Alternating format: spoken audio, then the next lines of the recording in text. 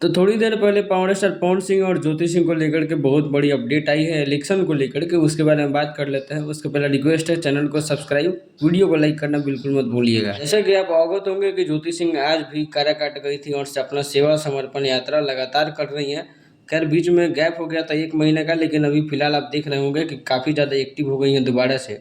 और विधानसभा इलेक्शन के लिए पार्टी का भी नाम उन्होंने अनाउंसमेंट करने के लिए बोला था, जो अभी तक अनाउंस नहीं किया है। वहीं पावर स्टार पवन सिंह को लेकर के कुछ खबरें आ रही हैं कि पवन सिंह के आवास पे आज मनोज तिवारी गए थे। और जैसे कि आगे आप फोटोज़ में देख सकते हैं। और ये ज्योति सिंह को देखिए कितना ज़्यादा वहाँ का लोग मतलब वैल्यू दे रहा है और कितना ज़्यादा मानता है वहाँ का लोग। वहीं पवन सिंह पोस्ट किए थे कि आज मेरे मुंबई के आवास पे पहली बार जो है मनोज तिवारी जी आए हुए हैं।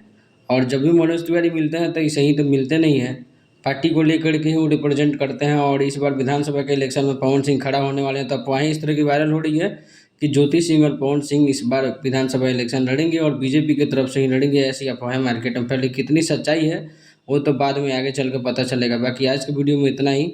सब्सक्राइब कीजिए, मिलते हैं अगली वीडियो में।